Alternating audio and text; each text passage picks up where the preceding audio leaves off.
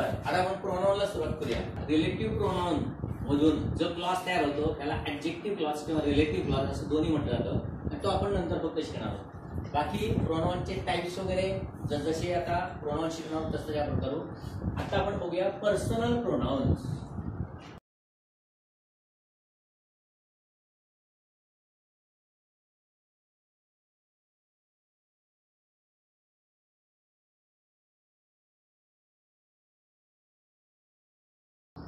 Personal pronounce म्हणजे पर्सनसाठी वापरले जाणारे ते तर आहेतच. मग याची रूपं असतात. जसं नॉमिनेटिव्ह केस. हे सगळं म्हणजे फक्त काय झालं माहितीये का, शुद्ध ग्रामर झालं. नॉमिनेटिव्ह साठी फक्त नेहमी हीच रूपं वापरली जातात. I, he, you, you, he, she, it आणि ते. अजून एक जुन्या इंग्लिश मध्ये दाऊ वगैरे असतं. कधी कधी एखाद्या खूप मोठ्या साहित्यिक असलेल्या स्पर्धा परीक्षेच्या पेपर सेट करण्याला वाटतं की मुलांना थोडं साहित्य पण माहिती असायला पाहिजे म्हणून तो दाऊ आर्ट्स वगैरे असलं काय काय हॅस्ट वगैरे असं टाकत असतो. पण ते काय नाही केलं तर मेन आपल्याला एवढं सांगितलं. एक मार्क गेला नव्हता तर ते गुन्हा नाही. समजा 14 मार्क ग्रामरसाठी आले, त्याच्यामधले मला 2 नाही आले, चालतील, अर्धाच मार्क गेलाय. कळतंय ना. त्याच्यावरती कॉन्सन्ट्रेट नाही करायचं. जी येतंय ना ते फक्त एवढं चांगलं करायचं की काही जरी आलं तरी मार्क्स पडले पाहिजे, बस एवढंच फक्त करा. बरं, हे झाले नॉमिनेटिव्ह केस. बरोबर आहे. याच्यानंतर असते ऑब्जेक्टिव्ह केस किंवा अक्युजेटिव्ह केस. म्हणजे काय, ऑब्जेक्ट. बरोबर आहे. ते काय होतं, मी, अस, बाकी हे मात्र तसंच राहतं. इकडे हिम, हर, इट आणि देम. बरोबर आहे. हे ऑब्जेक्टिव्ह झालं. ह्याच्यानंतर जे असतं त्याला म्हणतात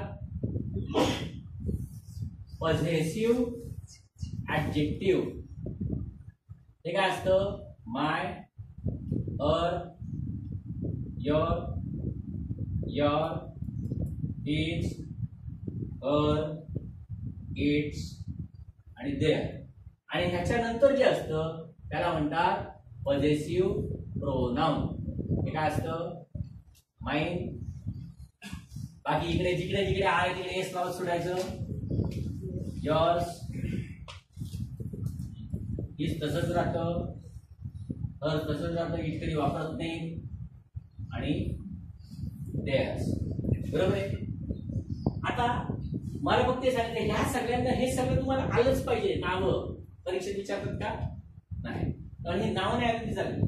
यांचे नियम लक्षात ठेवण्यात नाही. काय फक्त लक्षात काय ठेवायचं बघा, ऍक्टिव्ह वॉइस मधला सब्जेक्ट नेहमी हाच असतो आणि पॅसिव्ह वॉइस मधला ऑब्जेक्ट नेहमी हाच असतो. हे आपण एकदम सुरुवातीला बघितलं बघा, कळते ना. सब्जेक्ट नेहमी ऍक्टिव्ह मधला सब्जेक्ट हा नेहमी हाच वापरला जातो ना, आणि पॅसिव्ह वॉइस मधला ऑब्जेक्ट हाच वापरला जातो. त्यामुळे एवढंच फक्त लक्षात करायचं, ऍक्टिव्ह वॉइस मधला सब्जेक्ट आणि पॅसिव्ह वॉइस मधला ऑब्जेक्ट नेहमी हीच प्रोनाउन असतात. दुसरं, ऍक्टिव्ह वॉइस मधला ऑब्जेक्ट आणि पॅसिव्ह वॉइस मधला सब्जेक्ट आपण बघितलंय बघा. ऍक्टिव्ह वॉइस मधल्या ऑब्जेक्ट प्रमाणे पॅसिव्ह वॉइस मधला सब्जेक्ट हाही ऑब्जेक्टच असतो. कारण का रूप हीच वापरली जातात. बाय आय कधीच चालणार नाही, बाय मीच पाहिजे. बाय ही कधीच चालणार नाही, बाय हिम पाहिजे. कळतंय ना. म्हणजे प्रेडिकेट मध्ये येणारी जी असतात ती नेहमी हीच असतात. बरोबर ना. बरं, आता तुम्हाला हे पण माहितीये की नाउनच्या पूर्वी प्रेपोजिशन पण असतं. बरोबर ना. त्यामुळे आता इथे लक्षात फक्त एवढंच ठेवायचं. आता हे तर तुम्हाला समजलं. म्हणजे ऍक्टिव्ह वॉइसचा ऑब्जेक्ट, पॅसिव्ह वॉइसचा सब्जेक्ट आणि प्रेपोजिशन नंतर नेहमी फक्त हेच वापरलं जातं. एवढंच लक्षात ठेवायचं. ही डिपेंड्स ऑन आय. चालेल का, समजतंय ना. आय बिलीव्ह इन काय प्रेपोजिशन नंतर, कळते, प्रेपोजिशन नंतर नेहमी हीच वापरली जातात. पुढचं हे काय, पॉझेसिव्ह ऍडजेक्टिव्ह. काही नाही लक्षात ठेवायचं झालेलं, एवढंच लक्षात ठेवायचं की ही रूपं ज्या वेळेला वापरली जातात त्यावेळी याच्यानंतर कुठलं ना कुठलं तरी नाउन हे असलंच पाहिजे. शी इज माय, ना, गर्लफ्रेंड आहे का, वाईफ आहे का, फ्रेंड आहे का, सन आहे का, डॉटर आहे, काहीतरी लिहिलं पाहिजे ना. नुसतं शी इज माय चालणार आहे का, सांगायचं काय, हे ज्या वेळेला वापरले जातात त्यावेळी त्यांच्यानंतर नाऊन हे असलंच पाहिजे. आणि हे काय फक्त पॉझिटिव्ह प्रोनाउन आहे, प्रोनाउन. आणि इथे मात्र खूप जणांचा खूप मोठा गोंधळ आहे. तो मोठा गोंधळ आपण नंतर बघू. बाकी तुम्हाला जे परीक्षेमध्ये विचारते तुम्हाला सहज येतं, जे तुम्हाला येणार नाहीये ते आपण बघूया. कारण काही आता परीक्षेमध्ये यायला सुरुवात झाली, तुमच्या नाही बाकीच्या इतर परीक्षांमध्ये. जसं तुम्हाला हे माहित नाही तसं भारतामधल्या सुद्धा अनेक कॉम्पिटेटिव्ह एक्झाम ज्या काही चालतात, UPSC वगैरे येते, CDS वगैरे जे घेणारे आहेत ना, CGL वगैरे, यांच्यामध्ये सुद्धा आता हा रूल प्रकट व्हायला लागलेला आहे. आता स्वतःहून नाही प्रकट झाला पण तरी तो प्रकट केलाय. प्रकट केलेला नव्हते पण इंग्लिश न्यूजपेपर वाचत असेल त्यांना मोस्टली हा रूल माहित असतो. तरी पण मी बघितलं की UPSC मध्ये तिकडे सुद्धा अभ्यास करणाऱ्या मुलांना हा रूल माहिती नाही. हा रूल आपण बघू नंतर. याच्यामध्ये आता फक्त एवढंच लक्षात ठेवा की हे प्रोनाउन आहे, बरोबर आहे ना. आणि हे प्रोनाउन आहे कुठलं, पॉझिटिव्ह प्रोनाउन आहे, बरोबर ना. हे ज्याप्रमाणे आपण याच्यानंतर प्रेपोजिशन नंतर वापरलं जातं. शी इज अ व्हेरी, बघा असं, he is a very good friend of, मी करता का माइन करता, गुड फ्रेंड ऑफ मी आलं पाहिजे का माइन आलं पाहिजे, हे प्रेपोजिशन आहे ना. मग इथे मीच का करता, माइन का, म्हणजे मी का नको, माइनच का पाहिजे. जाऊ दे, सांगायचं काय, एवढा तर रूल माहिती आहे तुम्हाला, ते माइन पाहिजे हे माहितीये, समजते तुम्हाला माहितीये. आता मी काय सांगतोय इकडे लक्षात ठेवा, म्हणजे हे प्रेपोजिशन नंतर पण वापरलं जाते, ऑफ नंतर. सांगायचं एवढंच आहे, हे सब्जेक्ट म्हणून पण वापरलं जातं, ऑब्जेक्ट म्हणून तर जातच आहे वापरलं, कळतंय ना. तसं हे सब्जेक्ट म्हणून सुद्धा वापरलं जातं, एवढं फक्त लक्षात ठेवा. ऑब्जेक्ट म्हणून सुद्धा वापरलं जातं, जसं दिस बुक इज माइन, कमाय आहे, समजतंय ना. ऑब्जेक्ट म्हणून वापरलं जातंय, कळतंय ना. पॉझिटिव्ह प्रोनाउन आहे ना, प्रोनाउन हे ऑब्जेक्ट मध्ये वापरलं जातं. मग आता समजा मी असं म्हटलं, माइन इज दिस बिझनेस, चालेल का, नाही चालणार. कारण का, तुम्हाला माहित नाही, मी तेच तर तुम्हाला सांगतोय, कळतंय का. सर विचित्र वाटते, आजपर्यंत आम्ही कधी ऐकलं नाही. तुम्ही एवढी इंग्लिश ऐकली कुठे पण नाही, पण सर कमीत कमी पुस्तकात तरी द्यायला पाहिजे. नाही दिलं म्हणून काय झालं, वापरलं जात नाही. हे वापरलं जातं सगळ्या न्यूजपेपर, इंग्लिश न्यूजपेपर मध्ये सुद्धा वापरलं जातं, कळतंय. आता फक्त एवढंच लक्षात ठेवा, हे असं पण वाक्य बरोबर असतं आणि परीक्षेत देत आहेत, त्यांना कसं देतात ते बघू नंतर इतर परीक्षांमध्ये. जसं हे वापरलं जातं तसं समजा मी म्हटलं, hers is a photogenic face, चालतं, बरोबरच आहे, फक्त आपल्याला माहित नाही, कळतंय का. हे अजूनपर्यंत MPSC मध्ये आलेलं नाही, पण हळूहळू याची वर्णी लागेल, यायला लागलेलं आहे.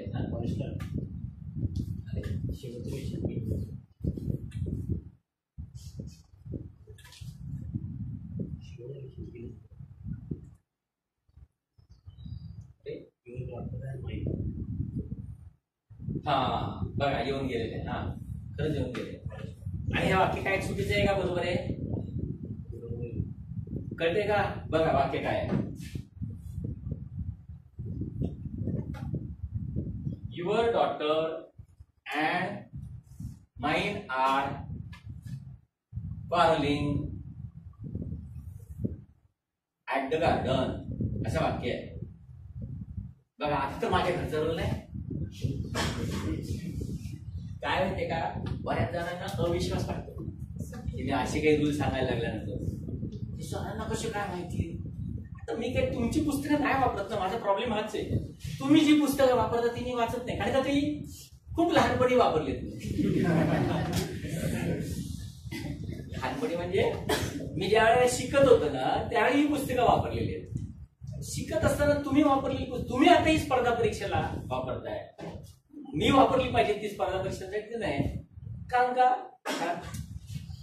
मी इंग्लिश मध्ये PhD आहे, पण इंग्लिश मध्ये PhD झालेला जर असेल तर तो पालेंसुरी आणि रणमार्टिन कशाला रेफर केलं सांगा ना मला. काय वाटतं तुम्हाला? नाही तरी पण त्यांनी कमीत कमी ह्याच्यामधून तरी काढलं. तुम्हाला काही पण वाटू दे ना, सांगायचं काय. त्यामुळे काही जणांना मी शिकवतो, नाही सर हे असं कसं काय असेल असं शंका येते मला. आता परीक्षा तर दिसली तर माझ्या घरचा रूल नाही, कारण हे मी काढलंय आणि हे वाक्य बरोबर आहे. याचं उत्तर पाहिजे असेल तर बघा तुम्ही नंतर. आता याची मी की देऊन सुद्धा मला हे आठवलं नाही, पण मी तुम्हाला काय सांगितलं, इतर स्पर्धा परीक्षांमध्ये सुद्धा यायला लागले. ते कसं यायला लागेल ते पण दाखवतो मी तुम्हाला. सांगायचं फक्त एवढंच आहे, हे सब्जेक्ट म्हणून पण वापरलं जातं. कळतंय? फॉरेस्टची एक्झाम यायला. आणि हा जो फॉरेस्टचा अभ्यास करणार आहे ना, म्हणजे सॉरी पेपर सेट करणार आहे ना, मागच्या वर्षी सुद्धा या फॉरेस्ट वाल्यांनी हाच होता महाभारत. कशावरून माहितीये का? त्यांनी ज्या पुस्तकातून काढले ना त्याच पुस्तकातून यावेळेला सुद्धा काढलेले पुस्तक तुम्हाला माहित नाही, काढलेलं आहे. पण त्या सांगायचं फक्त एवढंच आहे, कुठलेही रूल ज्या अर्थी मला माहितीये त्या अर्थी ते ह्यांना माहितीये. जे मला माहितीये ते त्यांना माहिती आहे आणि तुम्हाला माहिती नाही, आणि परीक्षेत येते मग करायचं नाही. थोडस वेगळंच वाटतंय, असं कधी ऐकलं नाही, बघू परीक्षा झालं तर आम्ही अभ्यास करू. ह्या काळाच्या कोणाने ओळखलेलं आहे. म्हणजे इव्हन हे मी जवळजवळ कमीत कमी 3 वर्षापासून मी मुद्दामून हे शिकवतोय. हे असला प्रकार गेल्या 3 वर्षापासून इथे पण शिकवलाय. तसंच जिकडे जिकडे मी जातो ना वर्कशॉपला, त्या ठिकाणी मी मुद्दाम मनावरून सांगतोय की हे तुम्हाला माहित नाही, पण हे तुमच्याकडे कधी पण स्पर्धा परीक्षेमध्ये येईल. कारण का काळाची पावलं मला ओळखता येतात, लेवल वाढायला लागली. फक्त तुम्हाला एवढंच वाटतं पेपर आजकाल अवघड काढायला लागले. ते अवघड नाही काढत आहेत, ते सगळे पेपर सोपेच काढतायत. फक्त तुम्हाला माहित नसल्यामुळे तुम्हाला तो अवघड असेल, बाकी काही नाही. कळलं का? त्या पेपरमध्ये 2 व्याख्या विख्या वगैरे विचारायला नको होत्या, पण काय आता विचारलं. आता काय आपल्या हातात तर काय नाहीये, आपल्या हातात फक्त अभ्यास करणं आहे. कळलं ना? तेवढं फक्त करत राहा. बर समजलं? त्यामुळे हे आता परीक्षेत येऊन गेलं एवढंच फक्त समाधान बस. त्यामुळे हे सब्जेक्ट ज्या ऑब्जेक्ट म्हणून तर तुम्ही वापरताच आहे. जसं इकडे बघितलं कळलं तर वापरतात. तसं आता हे पण लक्षात ठेवा. आणि हा जो प्रकार आहे ना, हा बघा तुम्ही पालेंसुरीमध्ये पण नाही, रणमार्टिनमध्ये पण नाहीये. बघा मुद्दा पण बघा, शोधून काढा कुठे मिळते का बघा. अजिबात मिळणार नाही. मी तर पालेंसुरीचं पुस्तक मला वाटतं 2009 किंवा 10 साली किंवा त्याच्याही अगोदरच असेल. म्हणजे माझ्याकडची आवृत्ती सुद्धा मला बघायला लागेल कधीची येते, फार पूर्वीची आवृत्ती. त्यावेळेला मी फक्त जे पालेंसुरी वाचलं, त्याच्यानंतर आजतागायत मी पालेंसुरीला कधीच हात लावलाय. त्यावेळेला का वाचलं माहितीये का? कारण स्पर्धा परीक्षेमध्ये एमपीएससी मध्ये पालेंसुरीची आणि रेन मार्टिनची वाक्य जशी येत होती. म्हणजे माझ्याकडचं रेन मार्टिनचं पुस्तक सुद्धा मला वाटतं 1992 किंवा 93 सालचं आहे. जन्म झालेला का तुमचा? त्यावेळेचं आहे ते पुस्तक. ते आन्सर की म्हणजे आता पण ते राव बी वगैरे यांनी काहीतरी केलेलं आहे. माझ्याकडे जे ओरिजिनल रेन मार्टिनचं त्यावेळेचं जे पुस्तक होतं ना, म्हणजे त्याच्यामध्ये काही संस्करण न केलेलं पुस्तक आहे, ते पुस्तक होतं. सांगायचं काही नाही. त्याच्यानंतर मी वाचत नाही असं नाही, चुकून कधी वाटलंच मला रेफरन्स घ्यावा तर मी बघतो. पण हे सगळं समजलं पाहिजे. आणि सगळं समजणं फक्त मराठीचा अर्थ समजणं, दिलेल्या इंग्लिश वाक्याचा अर्थ दिलं काय? फक्त शी वर्क्स इन मुंबई, बस एवढंच दिलं. मग शी वर्क्स इन मुंबई याचा अर्थ काय? ती मुंबईत काम करते, म्हणजेच काम करत असते. आपल्याला काय वाटतं माहितीये का? आपल्याला असं वाटतं की तिकडे ते एव्हरीडे सर कुठे दिलं? आता आपली सवयच आहे ना ती. सर डेली दिलं नाही, एव्हरीडे पण दिलं नाही, ऑलवेज पण दिलं नाही. कारण का रेन मार्टिन आणि पालेंसुरी दिलंय ना. हॅबिच्युअल प्रेझेंट टेन्स मध्ये हे शब्द किंवा हे ऍडव्हर्ब आढळतात. मी माझ्या पुस्तकात लिहिलंय. कारण का नाही तर तुम्ही माझ्यावर विश्वास नाही ठेवायचा ना, तर मलाही द्यावं लागतं. पण तुम्ही बघा सिंपल पास्ट मध्ये पण लिहिलंय की तिथे पण ऑलवेज एव्हरीडे हे शब्द वापरले जातात. का मराठीत वापरले जातात, इंग्लिश थोडंच गुन्हा केलाय. He came to meet me daily when I was in Mumbai. तुमचं काय बिघडलं? हे असं वापरलं नाही सर, तुम्ही एव्हरीडे आणि डेली वापरतायत त्यामुळे हे प्रेझेंट टेन्स मध्येच केलं पाहिजे. अरे मी सांगतोय कधी when I was in Mumbai त्यावेळेच सांगते. नाही पण सर मग रूल नाही का? अरे रूल आहे, पण मी कुठल्या संदर्भात वापरतो ते बघ ना. तो रोज माझ्याकडे येत असे, म्हणता की नाही तुम्ही मराठीमध्ये येत असे. मग रीती भूतकाळ मराठीत जर रोज चालते तर इंग्लिश तुमचा काय घोडं मारलंय सांगा ना मला. सांगायचं ते काहीच नाही. तुम्ही फक्त काय करता माहितीये का, ठीक आहे ही सुपर्ब पुस्तक आहे, मी असं काहीच म्हणत नाही की ती पुस्तकं वाईट आहेत, पण स्पर्धा परीक्षा पुढे गेली आणि तुम्ही अजून तिथेच राहिला. कळतंय? ही पुस्तकं कधीच अपडेट होणार नाहीत.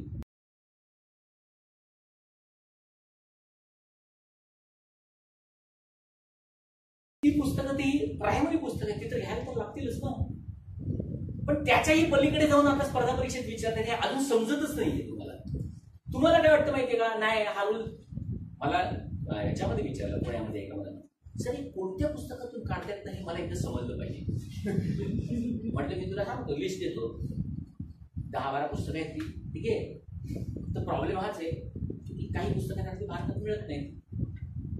काही पुस्तक पण टाकलं माझ्याकडे, एवढं जाड पुस्तक नावासकट टाकलं, बघ बाबा हे एवढं जाड पुस्तक आहे, एवढं जाड पुस्तक आहे, घ्या ना तुम्ही, फॉन्ट फक्त 10चा आहे आणि डबल कॉलम मध्ये, तुमची डोकी फिरतील माहितीये का. पण तुम्हाला कुठे पीएचडी करायची आहे, मलाही पीएचडी काही करायची नाही, पण मला फक्त अपडेट राहायला आवडतं. परीक्षेमध्ये जसजसं नवीन यायला लागतं तसं मला असं वाटतं काय काय हे लोक आता या मुलांची वाट लावणार आहेत काय समजत नाही, म्हणून मी ते करतो म्हणून तुम्ही केलं पाहिजे का. मला काही कामं धंदे, मला काय काम धंदे सांगा, घ्यायचं लेक्चर द्यायचं, लेक्चर दिल्यानंतर घरी जायचं, आता इथे नाही पुण्याला घरी जायचं, घरी गेला टीव्ही तर कधी बघत नाही, मॅच बघायला आवडत नाही. पण तुमची स्पर्धा परीक्षा झाली आणि त्याच्यामध्ये नवीन काही रूल मिळाला आणि तो मला माहित नसला तर मग मात्र मला खूप अस्वस्थ व्हायला लागलं. ते काढली कुठे आणि मला रूल फक्त लक्षात ठेवा, बाकी सगळं जाऊ दे. कळते ना. बरं हे झाले याचे. आता हे 3 महत्वाचे रूल समजले, हे प्रेपोजिशन नंतर आणि बाकी हे. बाकी ह्याच्यावरती मोस्टली कधी विचारलं जात नाही, पण ह्याच्यावरती आता काय विचारतात ते बघूया. बाकी ह्याच्यानंतर नेहमी नाऊन हे पाहिजे, फक्त अपवाद काय बघा आहे, कारण काही दोन्ही सेम आहे. त्यामुळे हे नुसतंच ऑब्जेक्ट असेल तर चालू शकतं, पण पॉझेसिव्ह असेल तर त्याच्या पुढे नाऊन हे आलंच पाहिजे. कळते ना. ही इज हर चालेल काय, ही इज हर काय, शी इज हर काय चालणार आहे का, त्याला काय अर्थ नाही. म्हणजे तिथे पुढे काहीतरी पाहिजे. त्यामुळे ते कुठल्या नाऊन म्हणजे ऑब्जेक्ट म्हणून वापरले का पॉझेसिव्ह ऍडजेक्टिव्ह म्हणून वापरले हा अर्थ समजणं खूप सोपं असतं. आणि हे आता सांगितलं त्याप्रमाणे सब्जेक्ट म्हणून पण वापरलं जातं, समजते ना. ऑब्जेक्ट म्हणून तर वापरलं जातं, प्रेपोजिशन नंतर सुद्धा वापरता येऊ शकतं, वगैरे वगैरे वगैरे. हे याचे नियम. परीक्षेमध्ये गेलेलं वाक्य, फेमस वाक्य. कधी कधी काय करतात, हे न देता याच्याऐवजी असं देतात, शी आय हर, आय शी मी आणि हर आणि मी आणि सांगतात तुम्हाला. म्हणजे कधी फिल इन द ब्लँक्स देतील, असं काय करणार बघा, शी अँड मी. तुम्ही थोडे तरी हुशार. बाकीचे काय करतात माहितीये का, क्रियापदाच्या पूर्वीचं सब्जेक्ट असतं, सब्जेक्ट. आपल्याला ना बिटवीन हे प्रेपोजिशन असून सुद्धा बिटवीन प्रेपोजिशन हे समजत नाहीये या वाक्यात. प्रेपोजिशन पासून वाक्याची कधी सुरुवात होते का बघा, कधीच होत नाही. मग तरी सुद्धा पेपर मध्ये असं का देतात, केवळ तुम्हाला गंडवण्यासाठी, बाकी काही नसतं. कारण का इथे ना तुम्ही बघितलं ना तर इथे कॉमा दिलेलं दिसेल पेपरमध्ये, इथे कॉमा दिलेला असतो. आणि जरी दिला नाही दिला तुम्हाला काय करायचंय, तुम्हाला बिटवीन हे प्रेपोजिशन एवढं माहिती की नाही. मग प्रेपोजिशनच्या नंतर काय लागतं म्हणून सांगितलंय, तेवढं डोक्यात ठेवा ना. नाही मला शी अँड मीच बरोबर वाटते, तुम्हाला काय वाटतंय महत्व नाही. बिटवीन हे काय प्रेपोजिशन आहे, मला काय पाहिजे, बिटवीन हर अँड मी. समजते ना. नाही पण ते पहिलं दिलंय, इथे तर असं वाटतंय की हे सब्जेक्ट आहे, असल्या भानगडीत पडायचंच नाही.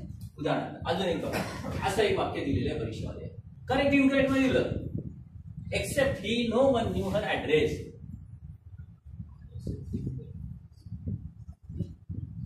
हे प्रेपोजिशन समजलं पाहिजे आपल्याला, बाकी काही नाही. करता इथून सुरुवात झालाय की नाही तुम्हाला, एवढं तर समजते की नाही. म्हणजे हे ऍक्च्युली खरं म्हटलं तर इकडे असलं पाहिजे, पण इकडे दिलं तर तुम्हाला येईल ना ते एक्सेप्टच्या नंतर हिम पाहिजे, कारण का ते सब्जेक्टच्या नंतर प्रेडिकेट मध्ये आलं ना. इतकं सोपं दिलं तर त्यांची डोकी कसली मग ती खेळापद वाटण्यासारखं होईल मार्गाचं. त्यामुळे ते नेहमी पहिलेच देतात. मग हे जसं आहे म्हणून ही पर्टिक्युलरली 4 प्रिपोजिशन खास करून लक्षात ठेवा.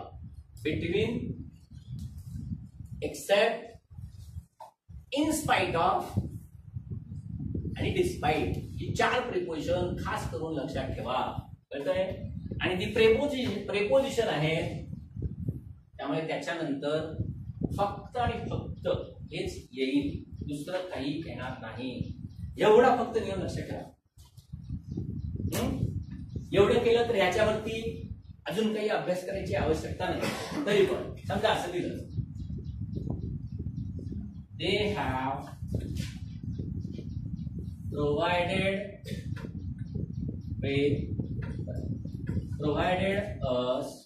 provided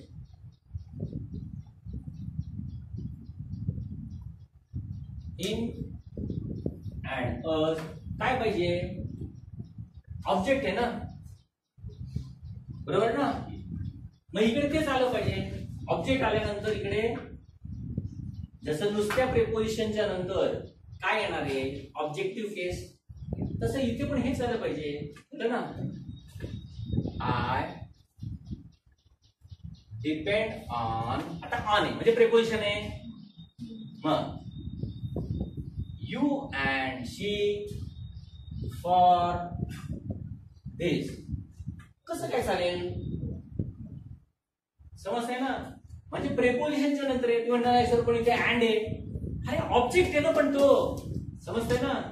मग आता इथे यू चालणारच आहे. आता उद्या इकडे जर आय दिलं चालणार आहे का? कारण का प्रेपोजिशनच्या नंतर काय लागतं? बस एवढंच लक्षात ठेवा ना. एवढा साधा रूल नुसता लक्षात ठेवला की प्रेपोजिशन नंतर आणि वाक्यामध्ये ऑब्जेक्ट असेल तर त्या ठिकाणी फक्त ती दुसरी जी रूप आहेत ना ती वापरली जातात. बस एवढंच लक्षात ठेवा. परीक्षेमध्ये अलीकडे येत नाही हे. आता सांगितलं ना, आता मोर्चा इकडे वाढलाय त्यांचा फॉरेस्टमध्ये. त्यामुळे आता हे काय आहे फक्त समजलं पाहिजे. हे समजलं, बाकी हे तर तुम्हाला समजतंच. करता करता कळतंय ना? असं चालणार आहे का बघा?